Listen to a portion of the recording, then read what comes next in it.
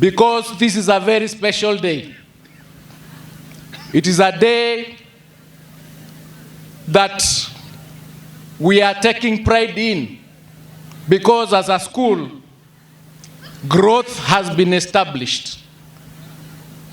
From the time the school was established, it has kept growing and it has kept doing well in the examinations. I'm happy to be associated, therefore, with this school that has a rich and invaluable history of excellence, resilience, and transformation.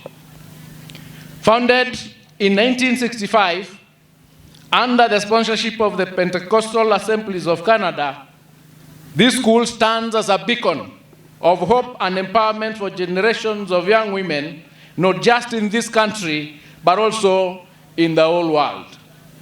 Over the years, this school has grown from a modest mixed intermediate school to a prestigious girls' institution that has nurtured remarkable leaders and professionals in Kenya and beyond. We have many women, young and old, who are currently participating in national economic development, having gone through this school. Some of these women who work in various fields, including academia, governance, and leadership. In academia, for instance, we have Professor Elizabeth Abenga of Masinde Muliro University. We have Professor Olfa Ongiti, former Vice Chancellor of Nazarene University, and Dr. Mary Bosire of Egerton University, the ladies that you've just seen here. These are some of the outstanding alumni who have put the name of Kereri girls on the national and international map. Over the last 5 years, for instance, Kereri girls has sent a total of 2,474 candidates out of 3,252 from the Kenya Certificate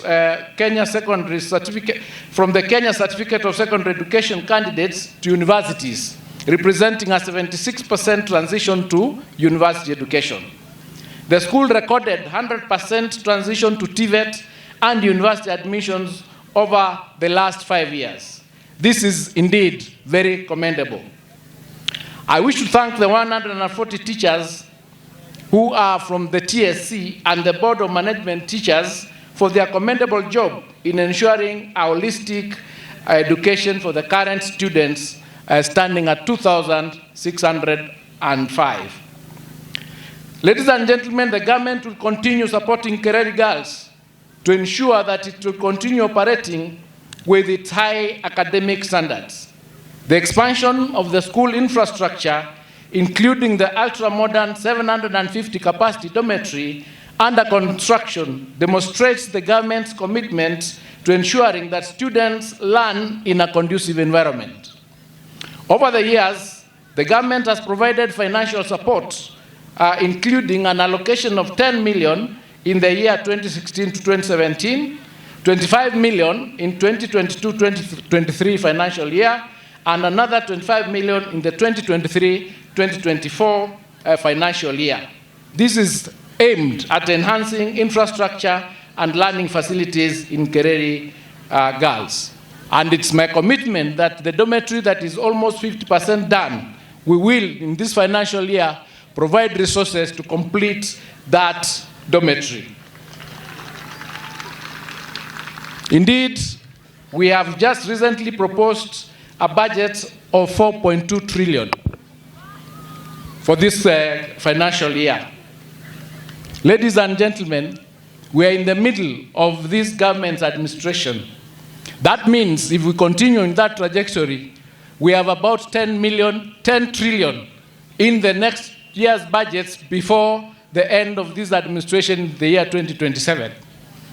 It is therefore completely foolhardy for anybody to try to tell us that we should come out of this government which we fought for. And it is foolhardy for leaders to mislead the public instead of interrogating that budget to make sure that the resources allocated in there for this county are actually released to this county to do development.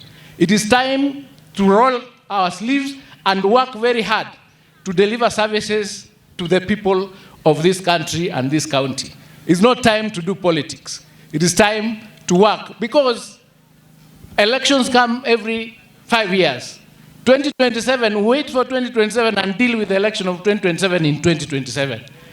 What you are elected for, or what we are in office for now, is to do the work that we are trying to do.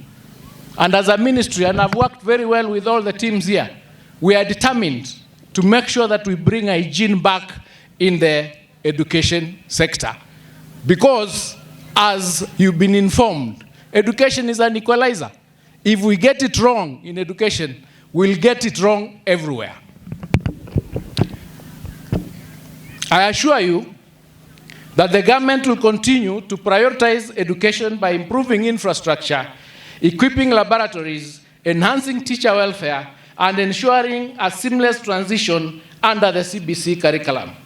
The ministry is currently implementing the competency-based curriculum in a phased approach that has so far been extremely successful. Our first cohort of the competency-based curriculum will transition to grade 10 to senior school in 2026. With this in mind, I urge all senior school, including Kereri girls, to prepare to shift their mindset to offer the CBC curriculum.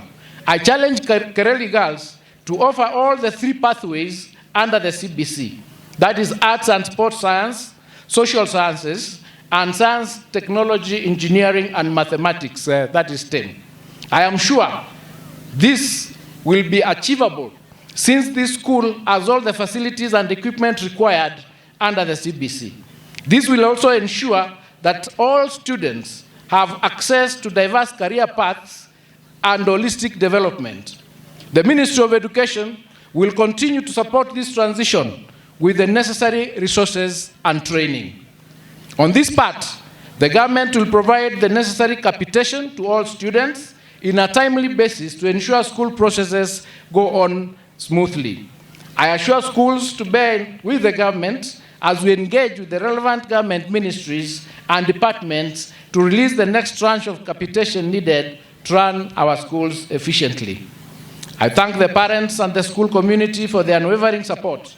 Education is a shared responsibility, and the collaboration between the school administration, the teachers, the students, the parents, and the board management has made Kereri Girls a model institution. I salute the board of management led by Reverend Pastor Lawrence Morara for your commitment to steering this institution to greater heights. Now to the students of Kereri Girls High School. You are part of a very, very great legacy. Seize every opportunity to learn, work hard, and remain disciplined. The world is waiting for you to shine. Finally, congratulations to all of you and to the class of 2024 for making us proud. Continue striving for excellence wherever you go. The government will continue to support Kereri Girls and all institutions of learning to ensure that quality education remains accessible to all. And further, I'm greatly encouraged by the book that has been written by these students and the teachers and your organization. This is a great step, it's a great program, and I hope that other schools will enjoy or will learn from this program and also start writing books, even online writing. Finally, ladies and gentlemen, I'll give you 200,000 for, now you've taken too much bread. What will you do it for? For sodas. For almost a whole week. We'll give that, and just to... So thank you so much. Continue doing what you do. We'll continue supporting you. We are behind you. We are proud of you.